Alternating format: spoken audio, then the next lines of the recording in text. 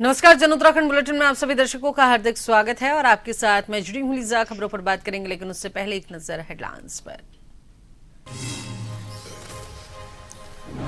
कोलकाता के brigade parade ground में शुभेंदु अधिकारी का शपथ ग्रहण समारोह। कार्यक्रम में पीएम मोदी, अमित शाह समेत 21 राज्यों के मुख्यमंत्री, केंद्रीय मंत्री शामिल। सीएम पुष्कर सिंह धामी भी पहुंचे कोलकाता।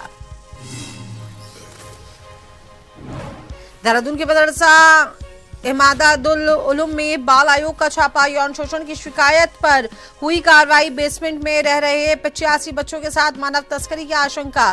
पुलिस को जांच के कड़े निर्देश। चंपावत मामले पर भाजपा का कांग्रेस पर चौतरफा हमला। मनवीर चौहान ने कांग्रेस की साजिश को बेनकाब होने का किया दावा। महिला मोर्चा अध्यक्ष ने लगाया मासूम बच्ची को टूल किट की तरह इस्तेमाल करने का गंभीर आरोप।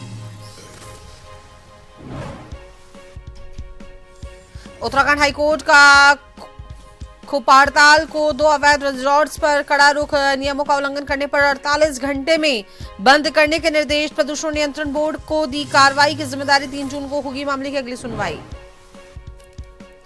सल्ट के तेडम गांव में बाघ के हमले से 55 वर्षीय महिपाल सिंह की मौत के बाद वन विभाग की बड़ी कार्रवाई। मोहान सफारी जोन पर्यटकों के लिए किया गया बंद। क्षेत्र में गश्त तेज, ग्रामीणों को सतर्क रहने की सलाह।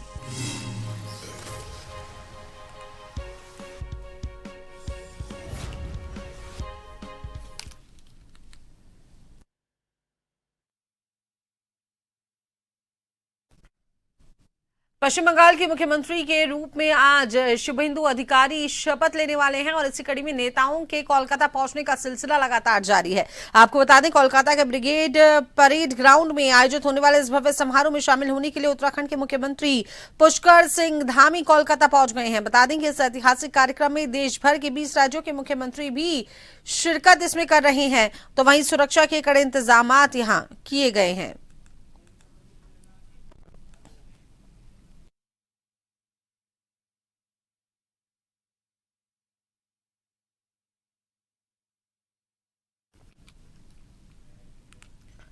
पश्चिम बंगाल की राजनीति में आज एक नया अध्याय जुड़ने जा रहा है। जी हां, आज पश्चिम बंगाल में शुभेंदु अधिकारी मुख्यमंत्री के रूप में आज 11 बजे वो कोलकाता के ब्रिगेड परेड ग्राउंड में भव्य समारोह के दौरान राज्य के मुख्यमंत्री के पद की शपथ लेंगे। समारोह में प्रधानमंत्री नरेंद्र मोदी, गृह मंत्री अमित शाह, एनडीए के कई दिग्गज नेता शिरकत कर रहे हैं। गौरतलब है कि शुक्रवार को विधायक दल की बैठक में शुभेंदु को सर्वसम्मति से नेता चुना गया था, जिसके बाद उन्होंने राज्यपाल के समक्ष सरकार बनाने का दावा पेश किया। शपथ ग्रहण के लिए ब्रिगेड परेड ग्राउंड को बंगाल की पारंपरिक थीम और करीब 20 तरह के फूलों से सजाया गया है। समारोह में शामिल होने के लिए महाराष्ट्र के मुख्यमंत्री देवेंद्र फडणवीस और बाकी नेता इसमें शामिल हुए हैं। समारोह में शामिल होने के लिए महाराष्ट्र के मुख्यमंत्री देवेंद्र फडणवीस, उत्तराखंड के मुख्यमंत्री पुष्कर सिंह धामी, आंध्र प्रदेश के सीएम चंद्रबाबू नायडू, बिहार के सीएम सम्राट चौधरी समेत कई राज्यों के जो मुख्यमंत्री हैं, केंद्रीय मंत्री कोलकाता पहुंच चुके हैं। सुरक्षा के लिए 4000 जवानों को यहां तैनात किया गया है और मैदान में करीब 1 लाख लोगों के जुटने की संभावना है। लोक कलाकार अपनी प्रस्तुतियों से समारोह में रंग भर रहे हैं।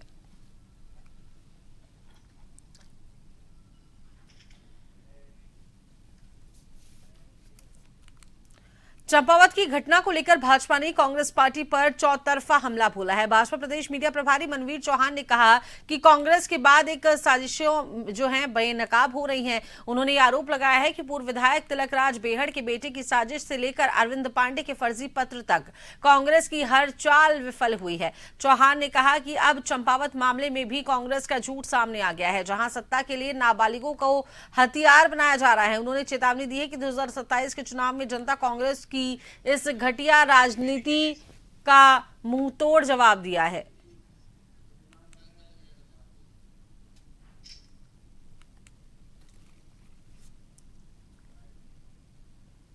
कि कांग्रेस पार्टी साजिश रच करके और षड्यंत्र कर करके बेशर्मी की सारी हदों को पार करके सत्ता का सुख लेना चाहती है और इसको उत्तराखंड की जनता बहुत अच्छी प्रकार से जानती है। एक नहीं अनेकों उदाहरण हैं।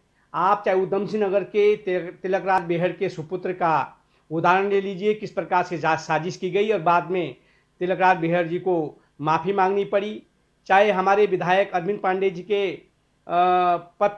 झूठे पत्र को कांग्रेस के अध्यक्ष गणेश गोदियाल जी के द्वारा वायरल कराया गया, उस पर प्रेस कॉन्फ्रेंस की गई, उस पर भी सब जानते हैं कि किस तरह से झूठा पत्र वायरल कराया गया। उस पर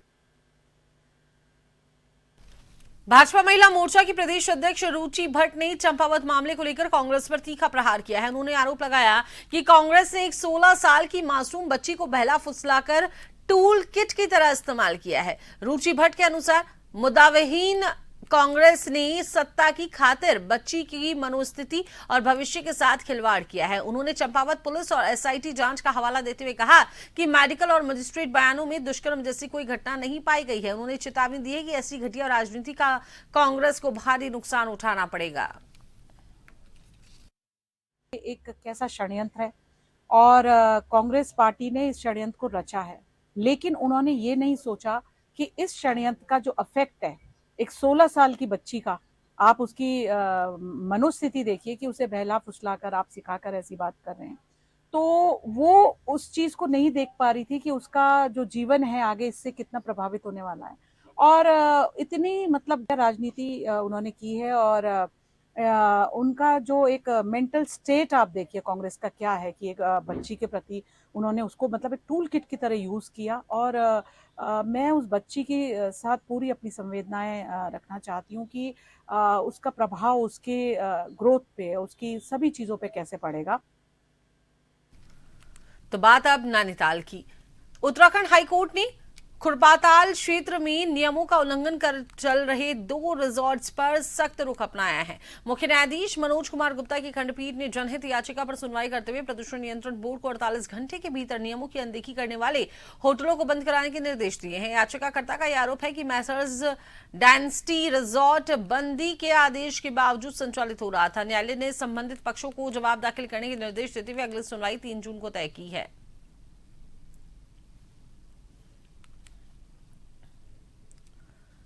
उत्तराखंड बाल अधिकार संरक्षण आयोग की अध्यक्ष डॉक्टर गीता खन्ना ने देहरादून के किशनपुर स्थित मदरसा इमदादुल उलूम का औचक निरीक्षण किया और इस दौरान बच्चों के रहने की स्थिति और सुरक्षा मानकों में गंभीर खामियां पाई गई हैं।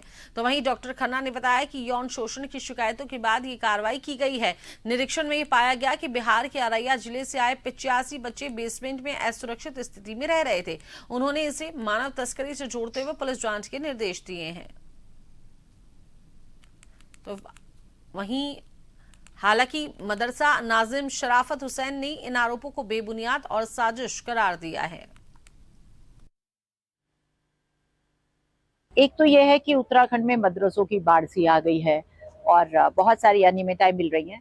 हालांकि इस मदरसे में हम 3 तरह की, हमें पिछले 7 दिन के अंदर अंदर मुझे 3 अलग अलग जगहों से शिकायत मिली थी कि यहाँ पर बच्चों में यौन शोषण को लेके कुछ शिकायतें आई थी और हम उसी के चलते यहाँ आए थे। फ्राइडे का दिन है तो उन्होंने बताया कि ये छुट्टी रखते हैं फ्राइडे के दिन और इसलिए कोई टीचर्स नहीं मिले हमें। कागजों में मदरसे बोर्ड से रजिस्टर्ड है, लेकिन मदरसे में ज़्यादातर बच्चे निवासी हैं, यानी और एक ही जिले के बच्चे आ रखे हैं, बिहार के, एक ही अररिया जिला है और सबको एक ही बात है कि साहब हम वहाँ पर पढ़ते नहीं थे या हम भाग जाते थे तो हमें यहाँ भेज। हमारे यहाँ लगभग 85 बच्चे रहते हैं जिनमें हर तरह की सुविधा बच्चों को दी जाती है। खाना पीना, रहना, पढ़ना, लिखना सब कुछ उसके सुविधा की जाती है। बच्चों के लेटने के लिए बेड वगैरह भी सब बने हुए हैं, पंखे का, ठंडे पानी का, गर्म पानी का, और हमारे यहाँ वाटर कूलर वगैरह भी है और फिल्टर भी लगा हुआ है और सेफ्टी के लिए सिलेंडर भी लगे हुए हैं। जो कहा कि यहाँ कुछ इल्ज़ाम लगे हैं, ये बिल्कुल सरासर बुनियाद है। कुछ साजिशी लोगों ने एक साजिश रची है कि हमारी कमेटी बन जाए, कुछ आरोप लगा के हमारी कमेटी हटा दी जाए, हमारी कमेटी बन जाए। उस मकसद के लिए उन्होंने वो आरोप लगाया है। सिखों के प्रसिद्ध तीर्थ स्थल रीठा साहिब में 29 से 31 मई तक आयोजित होने वाले जोड़व मेला 2026 की तैयारियां शुरू हो गई हैं। जिलाधिकारी मनीष कुमार ने समीक्षा बैठक कर सड़क सुधारीकरण, पेयजल, स्वास्थ्य और सुरक्षा व्यवस्थाओं को 20 मई तक दुरुस्त करने के निर्देश दिए हैं। श्रद्धालुओं की सुविधा के लिए अतिरिक्त बसें और चिकित्सा केंद्र स्थापित किए जाएंगे। खास बात यह है कि इस बार पर्यावरण संरक्षण के लिए पेरोल ब्रिकेट का उपयोग किया जाएगा।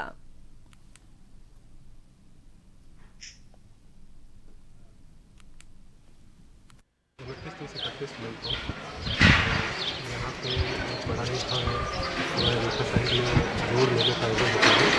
इसकी तैयारियों के संबंध में आज गुरुद्वारा समिति के साथ समस्त अधिकारियों के साथ आज चर्चा की गई और सभी पहलुओं को इसको तैयार करने और मेला जो है निर्बाध रूप से चलता रहे इसके लिए आज जो है यहाँ पर योजना और रणनीति बनाई गई है। सड़कें, नाले, यात्रियों और श्रद्धालुओं की व्यवस्था, बच्चों का आगमन, ट्रैफिक व्यवस्था, इन सभी बिंदुओं पर चर्चा की। चंपावत पुलिस द्वारा नाबालिग से दुष्कर्म मामले को झूठा षड्यंत्र करार दिए जाने के बाद लोहाघाट के पूर्व भाजपा विधायक पूरन सिंह फर्त्याल ने कांग्रेस पर तीखा हमला बोला है। फर्त्याल ने एसपी रेखा यादव की सराहना करते हुए कहा कि निष्कासित भाजपा नेता कमल रावत और कांग्रेस ने मिलकर मुख्यमंत्री पुष्कर सिंह धामी की छवि धूमिल करने के लिए ये घिनौना खेल रचा था। उन्होंने आरोप लगाया कि विकास कार्यों से बौखलाई कांग्रेस अब नाबालिगों को लालच देकर राजनीति कर रही है। फर्त्याल ने माहौल खराब करने वाले कांग्रेस नेताओं पर कड़ी कार्रवाई की मांग की है। जो इस घटना के बारे में जब फर्स्ट में जब स्थिति आई, उसकी रिपोर्ट वगैरह कराई, तो उसके बाद हमने भी प्रशासन, जिलाधिकारी और पुलिस अधीक्षक को फोन में खुद वार्ता करके कि इसकी तह तक जाने पर जाया जाए और इसकी जांच करवाई जाए और दोषी को सजा दी जाए, ये मांग हमने की थी जब प्रथम दृष्टता आई, ये बात हुई।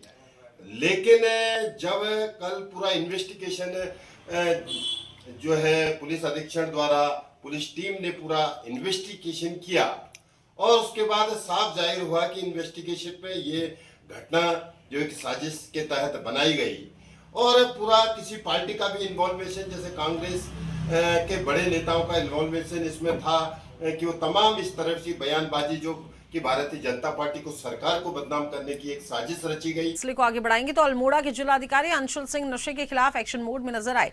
डाइट मैदान में निरीक्षण के दौरान नाबालिग बच्चों द्वारा सिगरेट पीने की शिकायत मिलने पर डीएम तुरंत सक्रिय हुए। उन्होंने बच्चों से पूछताछ की और हकीकत जानने के लिए एक बच्चे को शिखर होटल के पास स्थित संबंध दुकान पर सिगरेट खरीदने भेजा। जैसे ही दुकानदार ने बच्चे को सिगरेट बेची, डीएम ने उसे रंगे हाथों पकड़ लिया।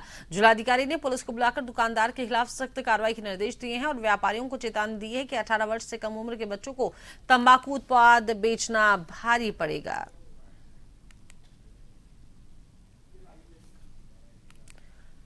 चंपावत के लोहाघाट में जिला स्तरीय कौशलम प्रदर्शन 2024 का शानदार आयोजन किया गया। एक्सपो में बिजनेस सपोर्ट फंड से सहायता प्राप्त 17 विद्यालयों के छात्र छात्राओं ने अपने उद्यमशील प्रोटोटाइप और नवाचारी उत्पादों का प्रदर्शन किया है। प्रथम 3 स्थान प्राप्त करने वाले विद्यालयों ने राज्य स्तरीय एक्सपो के लिए क्वालिफाई कर लिया है और इस दौरान उत्कृष्ट कार्य करने वाले 8 शिक्षकों को भी सम्मानित किया गया। कौशलम कार्यक्रम विगत 4 वर्ष से हमारे उत्तराखंड विद्यालय शिक्षा विभाग की एक अनूठी पहल है, जो विद्यालयों में कक्षा 9 से 12 तक के बच्चों में व्यावसायिक दृष्टिकोण पैदा कर रहा है और उनमें उद्यमशील मानसिकता का विकास कर रहा है। प्रतिवर्ष हम जनपद में उनके बनाए हुए उनके आइडियाज़ को डेवलप करते हुए उनका एक प्रदर्शनी यहाँ पर आयोजित करते हैं, जिसको कौशलम एक्सपो नाम देते हैं। उसमें बच्चे अपने विभिन्न व्यावसायिक आइडियाज़ को प्रोटोटाइप के रूप में यहाँ पर प्रस्तुत करते हैं। हमने कौशलम कार्य के अंतर्गत 3P की अवधारणा को ध्यान में रखते हुए अपने प्राकृतिक संसाधन गौमय प्रतिमा यानी गाय के गोबर, मिट्टी, इमली बीज का पाउडर और इसके प्रीमिक्स को मिलाकर अच्छे से एक पहले हमने ट्रायल के रूप में एक दिया बनाया था जो बहुत अच्छा रहा। उसको आगे बढ़ाने के लिए, उद्यमशील बनाने के लिए हमने मूर्तियाँ बनाई, जिसमें हमने गणेश जी की मूर्ति बनाई और बुद्धा जी की मूर्ति बनाई, हनुमान जी की मूर्तियाँ बनाई और कुछ हस्त निर्मित चीज़ें भी बनाई थी।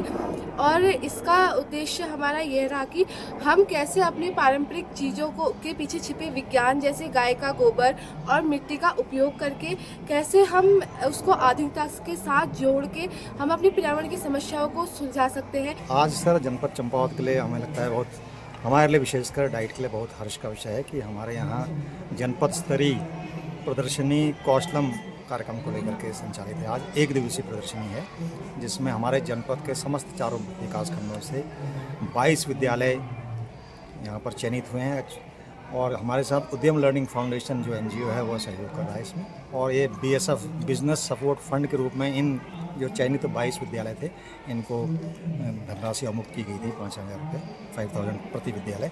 और छात्रों द्वारा जो मॉडल, इसमें एक नवाचारी मॉडल जो कि भविष्य में प्रोटोटाइप के रूप में या स्टार्टअप के रूप में विकसित किए जा सकते हैं, उनको उन्होंने प्रदर्शित किया है। अल्मोड़ा के सल्ट विकासखंड स्थित तड़म गांव में बाघ के हमले से 55 वर्षीय महिपाल सिंह की मौत हो गई है, जिससे पूरे क्षेत्र में दहशत का माहौल है। घटना से आक्रोशित ग्रामीणों ने वन विभाग के खिलाफ नाराजगी जाहिर की। मामले की गंभीरता को देखते हुए प्रभागीय वनाधिकारी दीपक सिंह ने मोहान सफारी जोन को अगले आदेश तक पर्यटकों के लिए बंद कर दिया है। वन क्षेत्र अधिकारी गंगा सरन ने बताया है कि विभाग की टीमें क्षेत्र में गश्त कर रही हैं और ग्रामीणों को सतर्क रहने की सलाह दी गई है।